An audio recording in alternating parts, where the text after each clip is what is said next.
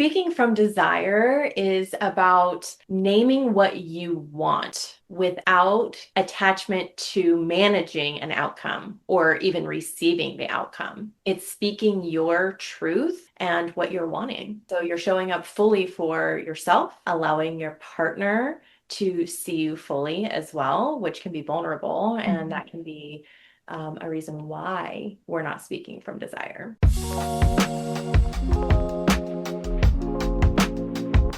Welcome to the Owning Your Sexual Self podcast. I'm your host, Rachel Main, sex and relationship coach and therapist, and I'm so honored to have you here. This podcast was created as a space for honest, nuanced, shame-free conversations about sex, intimacy, desire, relationships, and what it really means to feel at home in your body. Whether we're talking about pleasure, boundaries, communication, healing, or the messy middle of long-term relationships, this is a place where you don't have to have it all figured out in order to belong. As I enter into my 6th year of podcasting, I feel more committed than ever to helping you soften the pressure, trust your body, and build a relationship with your sexuality that feels grounded, empowered, and true to you. So take a breath, let yourself arrive, and know that wherever you're starting from is more than enough. Now, let's get into today's episode. Hey everyone, thank you so much for joining us again for another episode of Owning Your Sexual Self. We are talking about all things of how to speak from your desire today. And I like to call this method the desire sandwich. So I'm really excited to dive into this and teach you a little bit more about how you can use this in your relationship. And it's also a really good tool, I think, to get what you want out of your relationship or out of your partner without being that demanding person. Like, you need to do this or you should be doing this, right? We want to do this not coming from a place of shame.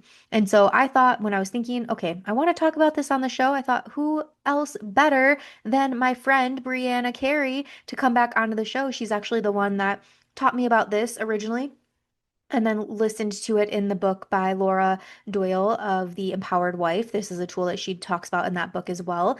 But I wanted to bring Bree on the show again today so we could chat about this. So, Bree is a certified relationship and intimacy coach, a sexual health educator, and the co host of the Intimacy Evolution podcast. She has over 18 years of experience, and her work sits at intersection of emotional intimacy, communication, embodiment, and conscious partnership, helping women and couples move out of that roommate phase and into relationships that feel alive and connected and pleasure oriented.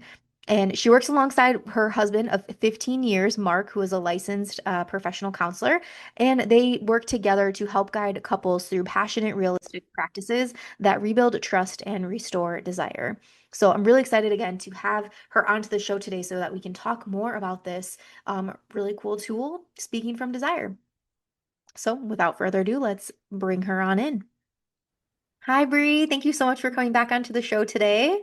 Hi, thanks for having me. Heck yeah, I know. It's like, can't believe how many years it's been since the last time that you were on, and like, time just flies. I know. And it's like our journey was just getting started and like to see what's happened in those 4 years and how we keep coming back into like connection. So fun. Yeah, I always feel so honored to be in your energy and surrounded by the work that you do and continue to get to follow you and Mark and your podcast, like just all the work that you guys do. And then to be in this last year, like be in your space again and be working alongside of you has just been such a treat. So thank you truly for being here and for the work that you guys do.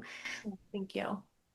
Yeah. And yeah, so as I've been talking about our program a lot on on the show lately, so people know like I coach for this other program. We have Intimacy Accelerator. We have now our level 2 program, Desire Mastery, and Mhm. that's really what sparked this when I was listening to your content and what you were delivering on how to master relationship dynamics to our students that we work with. And you are always talking about this, like speak from desire, speak from desire. Here's how you could do that. And so I thought that was like a great topic for us to talk on the show today, to have this as a resource for listeners to be able to pull this more into their relationship. So it's coming more from this empowerment lens rather than this shame lens. And our language is one way of doing that for people.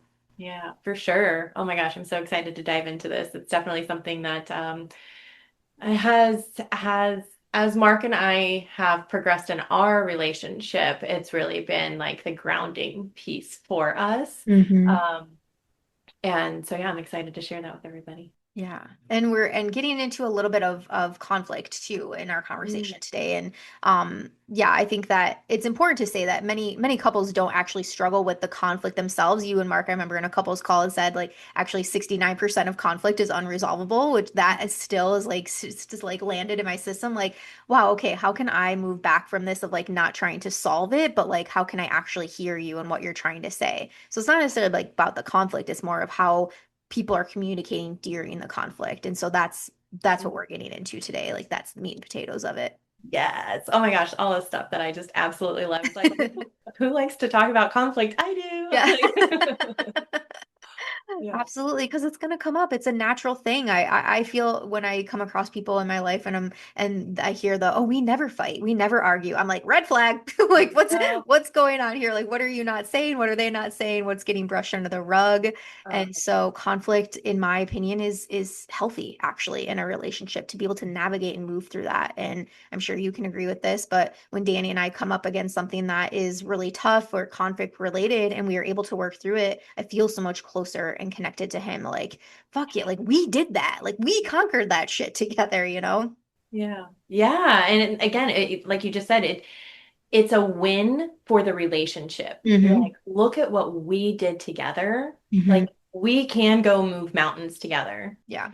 It's about choosing to walk that path instead of walking away. Hmm. Yeah. Yeah, I love that. And also not a matter of like, oh, you were right, I was wrong, right? Like that sort of language. It's like, and I like that you brought that back. It's the win for the relationship. It's not a win for me, it's not a win for him, it's a win for us together in our unit, which yeah, just feels so much better. Like if I feel like I win, then he's probably feeling like shit or like down on himself about something, Right. or vice versa.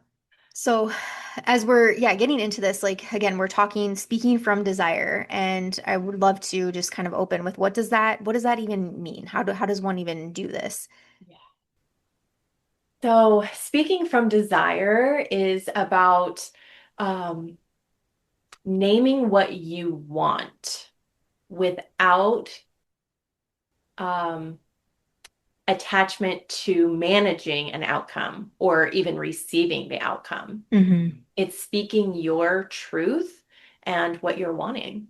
Mm-hmm. Mm-hmm. And so you're showing up fully for yourself, allowing your partner to see you fully as well, which can be vulnerable. And Mm-hmm. that can be a reason why we're not speaking from desire. Mm-hmm. Mm-hmm. Yeah. Yeah, I would love to have an example of this. Like what would this, I know you're packed with examples of this, and the water bottle one Yeah. always like sticks with me. But I'd love to Yeah. give it a yeah, to hear an So a example. really simple one, and I'm going to use this for two reasons. Okay, so an example is if I'm sitting down and I pick up my water bottle and I'm like, "Oh, shoot, it's empty." I'm really speaking to myself in that moment. I'm expressing a desire of like, oh, I'm thirsty, my water's out. But my husband happens to walk by and he's like, oh, hey, I can fill that up for you.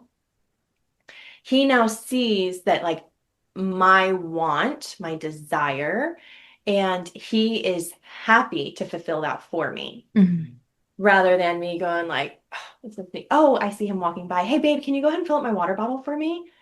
Like he'll do it because he's going to be nice about it if he's able to, right? If his hands are full of something, he's like, I can't fill it up right now. But he's going to do it a little bit more begrudgingly. He's like, okay, now it's something that I have to do rather than, ooh, I see a need, a want that my partner wants, and I can fulfill that. Mm-hmm. Mm-hmm. Now, again, I'm using this for two reasons because it is not a manipulative tactic.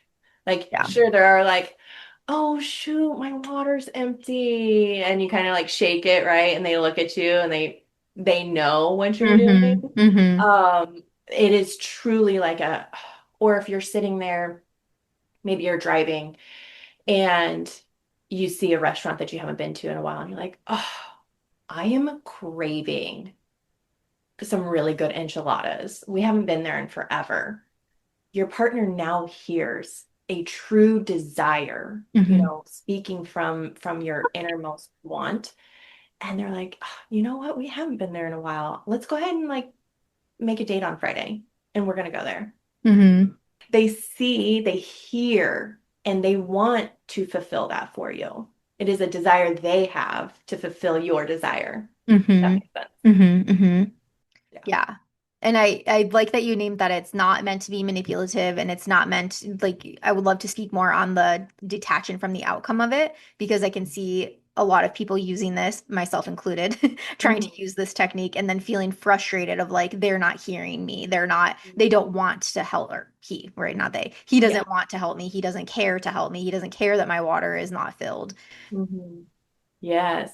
So I think that's where you have to get really clear with yourself on Mhm. what you're speaking. So if you're like, the phrase that's wanting to come through right now is expectations are premeditated resentment.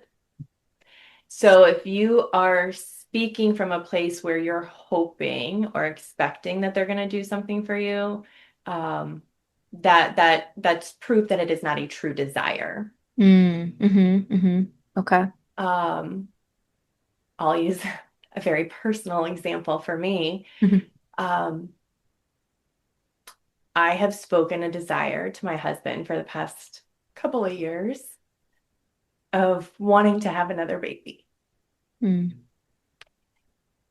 And that is not going to be fulfilled mhm.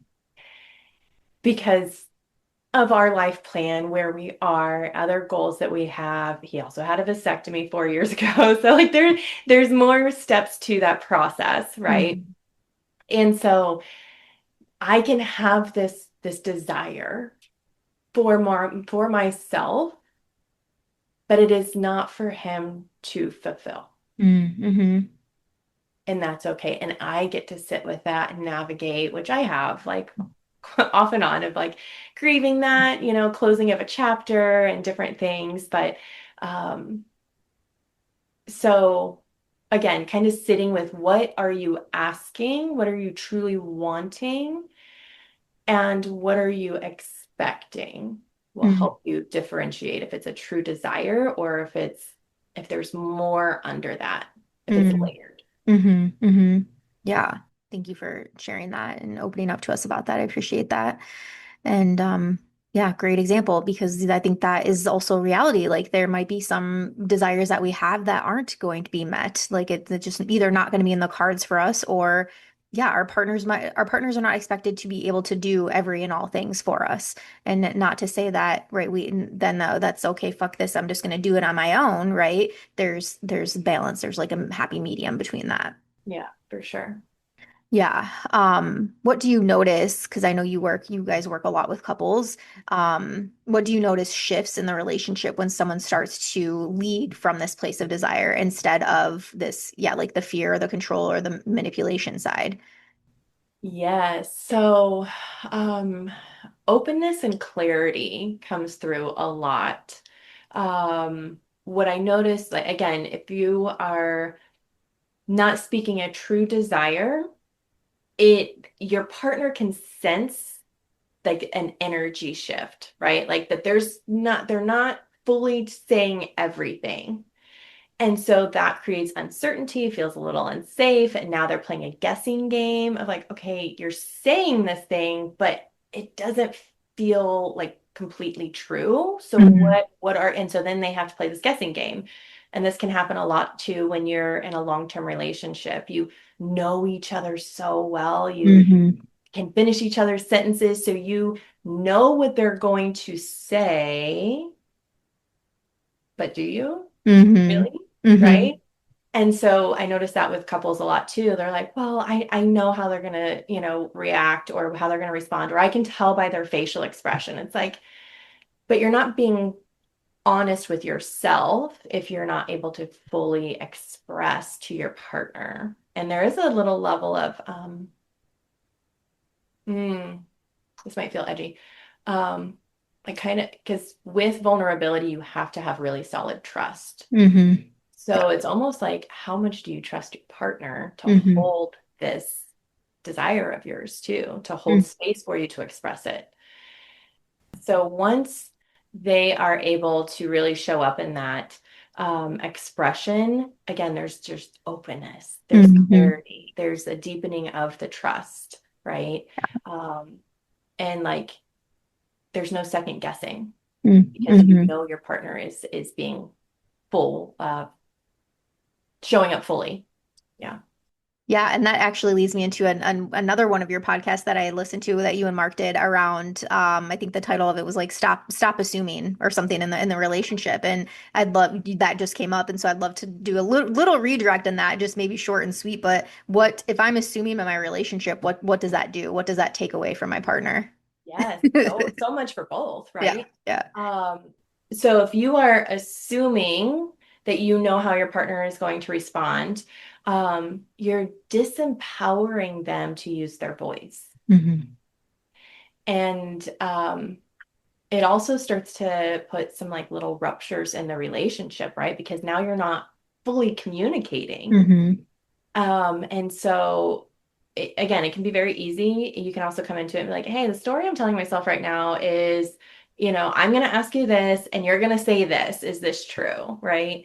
And they can say yes or no, or something in between. It could be something completely different. Hmm. Um, and so, yeah, it disempowers each partner from using their voice and creates little ruptures because you're not having that full conversation. Hmm. Yeah, and linking it back to the trust piece, it's like if I'm assuming I'm not trusting that you yeah, like taking away their agency essentially. Like I'm not trusting what you're saying is correct, especially if I assume and then that's not how they respond. It's like, oh, well, right now I'm going to start questioning them, not believing them, and coming back to that trust aspect. That's yeah. So if we just take assumption out altogether, let them react, respond, like whatever they're going to do, let them take ownership of that. We take ownership for our things. The world just goes around a little bit easier. Yeah, I was going to say trust in self too, Hmm. that you can speak up for yourself. Um, and if there's a boundary, and I just want to like side note this, like boundaries are for self and what you will allow from others. Boundaries are not to hold other people to. And I Hmm. think that gets really convoluted for people. It's like, Yeah. I'm holding this boundary. They can't do this to me. Well, they can do whatever, but your boundary is what you are going to allow. Hmm. And so that's just a little nuance there. Yeah, thank you for sharing that. I think that's, yeah, boundaries something that's often misconstrued by people because yeah, the reality is we don't have control over what somebody is going to do or not do. And yeah, again, going back to the assumption, we can't assume what they're going to do or not do. So I like yeah, I just had recently a guest on the podcast talking about boundaries, and she had shared one that just really stuck with me of like, I will not self-abandon. So it's like applying to all situations, but when the person is doing or not doing what they want, like coming back to self, I will not self-abandon. Like I will, like if this doesn't feel good for me, I'm going to remove myself or I'm going to use my voice or whatever feels true to me in that moment. So, Yeah. And on that note too, like self-abandoning is where a lot of resentment starts to come up too. mm-hmm, mm-hmm. So yeah, that's Yeah. easy. Like I abandoned self and I said yes to this thing I didn't really want to do, and now I'm feeling like shit about it, but But I'm gonna be mad at I'm them gonna be mad at you now. because yeah. Yeah. Yeah, you should have never asked me to do this thing. Yeah. Well, okay. Roping us back into Yeah. speaking from desire. Mhm. Sorry for that tangent, but I thought it was helpful. Yeah. I want to tell the listeners about the desire sandwich because I think that this is a really cool tool to remember and then help to kind of formulate your speaking from desire. Because I will say, in learning about this myself, and really, it's going to, you're not going to hear about this and then poof, you're always speaking from desire. Like it is a skill, it's going to take practice. You're going to try it, you're going to face plant, right? Like so I think like giving the desire sandwich is really helpful because it helps me personally to formulate my words and what I want to say and to, as you were saying earlier, like really speak clearly from it. Yeah. Yeah. Oh, okay. So yeah, let's see. Desire sandwich. So I'll just give some examples again. Hmm. Going back to like you're driving around and maybe you go to like you see the restaurant that you're like, oh man, I really love when we go out together. I enjoy how present you are when it's just us. I love how playful you are. So these are all ways of like bringing in your partner into what you're experiencing, what you're feeling. Hmm. Um, here's a full example. So I love how energized we are when we try new things together. I would really love to do more adventurous things with you this year. Would you be open to exploring what that looks like for us? And so it kind of brings them into like what you're thinking, what you're feeling, and what you're wanting to do about it. Yeah, that's how I try to formulate it is like I'm sharing from my experience of like what I'm feeling more on the emotional side. I'm making the request essentially like the ask or like sharing what it is that I'm desiring. But then I like the last piece of it, it's like bringing it back to the together piece of like this is something, this is not me being needy, being a diva, like right asking for too much. It's like this is something that can benefit the both of us. And Mhm. maybe not, maybe I am being needy or diva or whatnot, but That if too, it's I yeah. think it's yeah, I think it lands better when it's coming back to the togetherness piece of Mhm. it. Yeah. And again, it takes the second guessing out of it, right? Like Hmm. it's not just saying like, I really want to spend more time with you. And your partner's like, okay, what does that mean? Like, Hmm. do you want to hang out and watch Netflix? Are you wanting to go out? Are you wanting to go on Hmm. a cruise? Like, give me something here, right? And so Yeah. it opens up that conversation and gives it some like guiding posts. Um, yeah, to have that deeper conversation. And I think in the first piece too, another helpful part is the acknowledgement and appreciation. So naming something like that helps to create more of that safety. So it's like I'm going to express my appreciation, the understanding. I'm going to take ownership again for my side, make that clear ask, and then coming back to yeah the reassurance of the togetherness. And it's I like this too. It's like it's an invitation kind of going back to the not linking it to the expectations, the invitation. It's not a verdict. It's not like this has to be the only way. Because again, yeah, it might not be possible for that to come through, or your partner might be like, oh, well, I hear you. And like, what if we did this? And you're Yeah, like, yeah, that's great. Like, you're right. Like, it might even be even a better idea, like to spark that connectedness or togetherness. exactly. Yeah, 100%. Hmm. Yeah, I really like this and kind of going back to the communication aspect of things like when it comes to conflict, I think the speaking from desire is definitely a helpful tool that people can use to try to change up that language. But I'm curious too, like how do you see this also supporting them on the intimacy side? So like how does this then translate into the bedroom? Yes. So I was actually just thinking that we were vibing because um I was actually thinking, like how from the from the male perspective, right? If they're speaking desire, and it was kind of going into the more intimacy side of not feeling the pressure, right? So we see this a Mm-hmm. lot. I hear this a lot. Is like um, him speaking his desire to connect and have sex or have a sexual exploration feel confronting for the partner. And again, we see this a lot with the work that we do with women and is like the internal pressure and like separating that. So the partner speaking their desire does not is not outside pressure, it's the inside pressure that's coming through. Like Hmm. I Hmm. I feel like I have to fulfill this for them, Yes. and that's not true, Yes. right? And so Yeah. it's I hear you. So example, Mark, my husband, will literally say like, I would really love to have sex with you today. And I can be like, okay, depending on what time of the day it is, like where I'm at, I receive it and I can be like, okay, I'm gonna sit with that. Hmm. And then we can come back and I can be like, hey, you know what? I'm not sure. I'm not fully available to have sex later, but I do want to connect with you too. Hmm. Or I'm not fully available for that. What other form of connection would feel good to you? Hmm. Hmm. Hmm. And so it's not completely shutting down. It's empowering you to really sit with what do you want as well, and not feeling the pressure or guilt that you have to fulfill this thing for somebody else because you don't, because that goes back to the self-abandoning, the Hmm. resentment, Hmm. right? Yeah. And so, yeah, I think that expression when it comes to intimacy is um, noticing where you're feeling the block, the pressure, the heaviness, Hmm. um, and getting curious with it, being compassionate with yourself. Um, and not shying away from the conversation. We Yeah. have a phrase, name it to tame it. Mm-hmm. So literally just say to your partner, like, I'm feeling very like anxious about this conversation. Great. Now your partner is getting to see where you're at, hear you, Mm-hmm. hold space for you. And there's a lot of other things that we can talk about as far as like how to navigate that. But as far as the desire piece, Yeah. showing up for yourself is what's important. Yeah, I think of it also too from the lens again, like how this just translates to the bedroom is also being able to use your voice and speak from desire in terms of the things that you want intimately.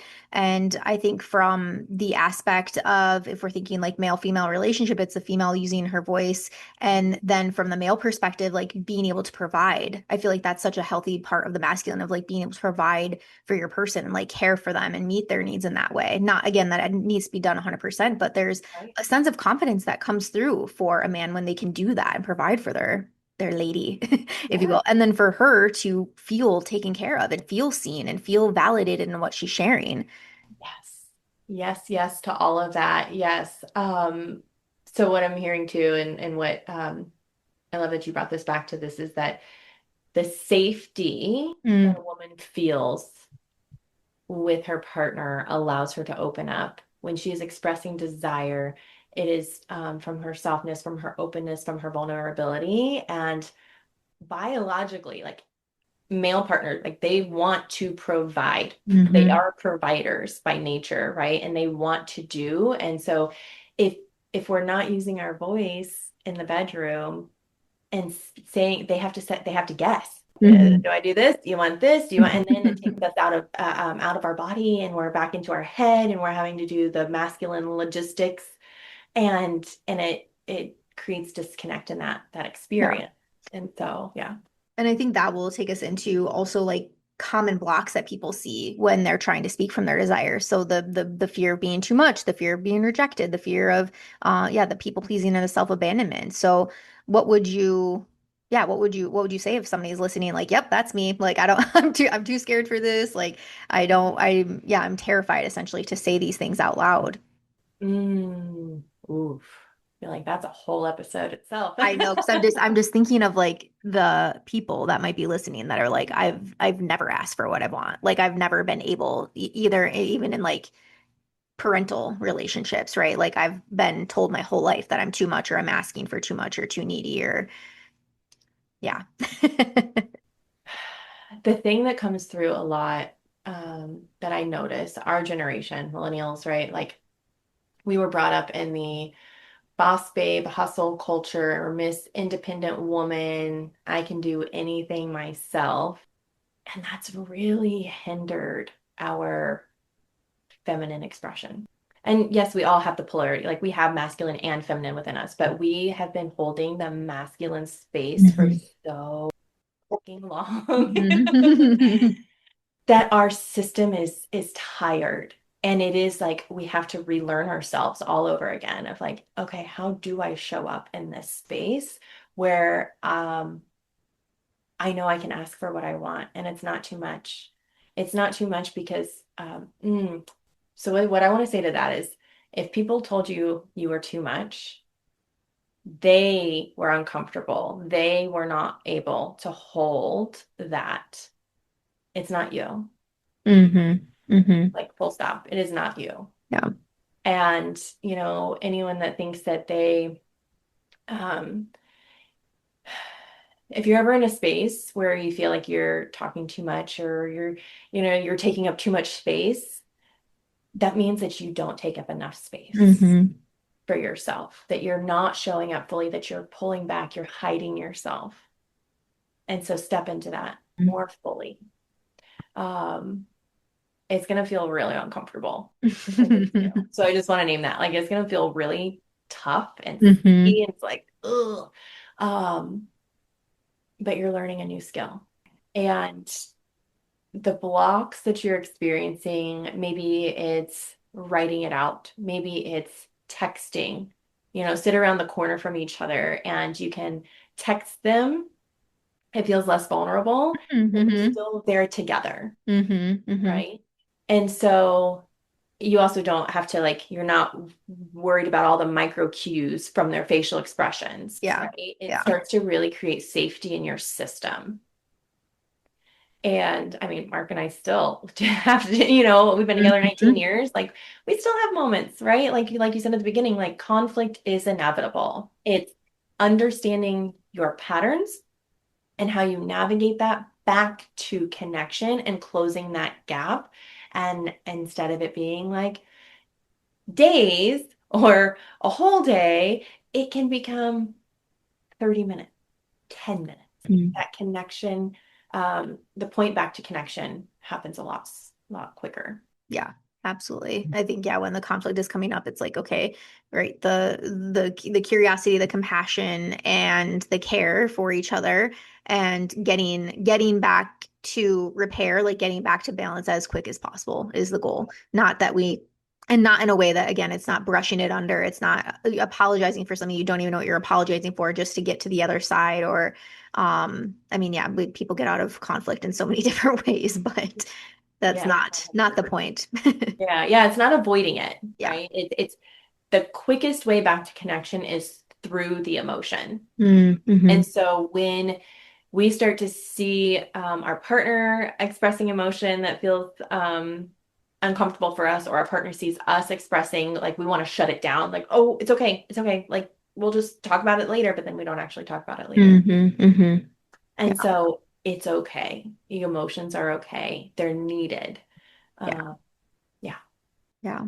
So well said. And again, yeah, just coming back to what we said earlier, that this desire communication is a learned behavior, a Mhm. learned thing. So practice, yeah, I think practice, like learning also that self-compassion for yourself, even when it does become messy, self-compassion or compassion rather for each other.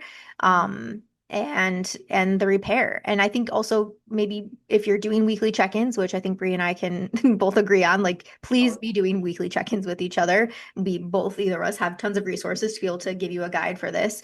But when you're doing that, that's a great place to be able to recap on some of these things. And one of the question points that we have on our that we give to our students is the what have I been saying that you haven't been hearing this past week? And mm, like that could maybe be a good point of circling back to maybe some of this desire communication. Again, not from the expectation, but maybe there is some hurt feelings, or this is again speaking from my experience, like there were times where I would speak and not be heard. Um, it's something as simple as like filling up my water bottle or whatever, and I'm like, oh, does he even love me? Like, why doesn't he want to do this for me? Why didn't he hear me say that? Like, I'm thirsty, damn it. Like, yeah. so yeah, that's a space. So to be able to say vulnerably, like, I've been really working on this thing, like I'm really trying to do this thing, and maybe even asking, like, how can I do it better? Or what, yeah, like how would it better land for you and your system even? Yeah, yeah. And I would say like the resources and the examples we use today, just kind of like experiment with it a little bit Mm-hmm. and notice the energetic shift from your partner and their response. Mm-hmm. And don't tie it to one time, right? Like sprinkle it through a week and kind of see like, ooh, okay, like in a fun little experiment, right? Like, ooh, Mm-hmm.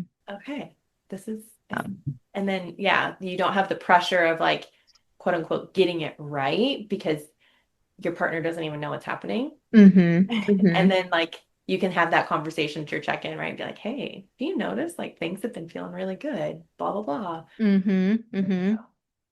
Yeah. Yeah, for sure. Or yeah, or the other end, like things have been feeling really tense. Like let's come together with a plan. Like let's work through this so it's not just one of us that's holding on to those feelings, right? Especially if the other one's like, "Oh, you've been feeling tense." Like I didn't even notice.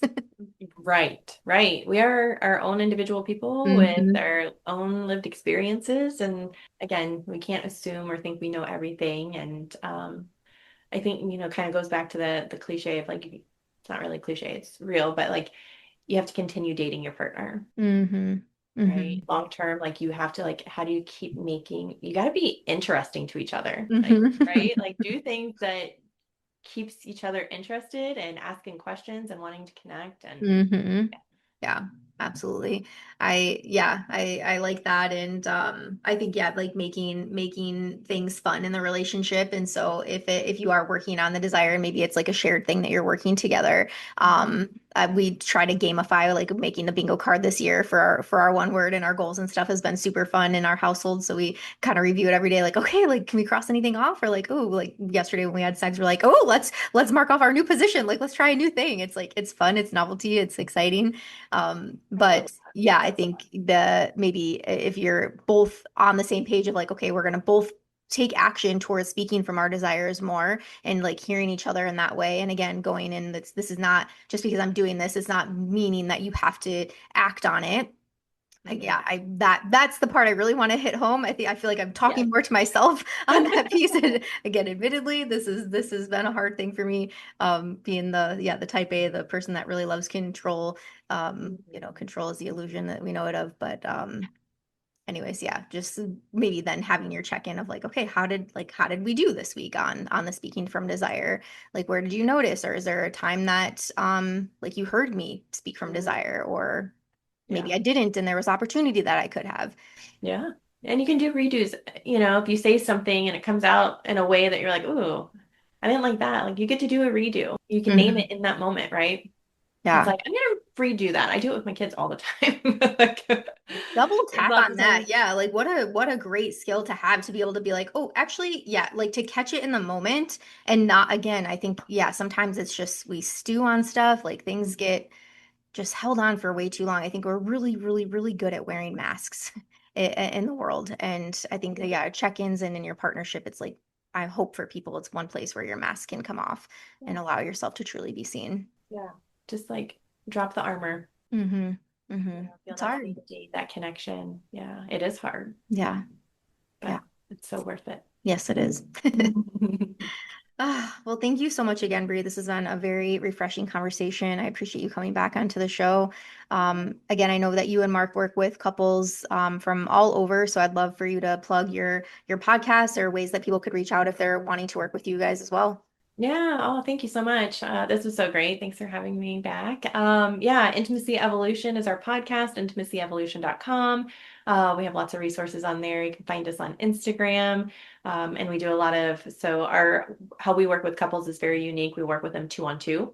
And so you can learn more about that on our website and come listen to our podcast. And we do have a fun quiz that you can take too that kind of helps you with your conflict style and figure that out.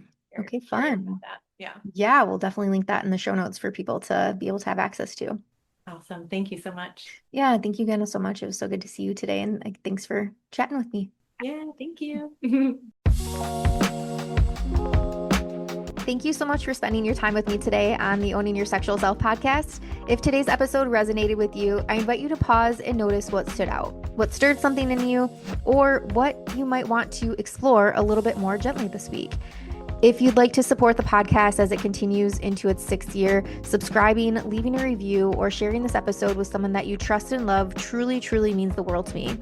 It helps these conversations reach more people who need permission to feel less alone in their sexuality and their relationships.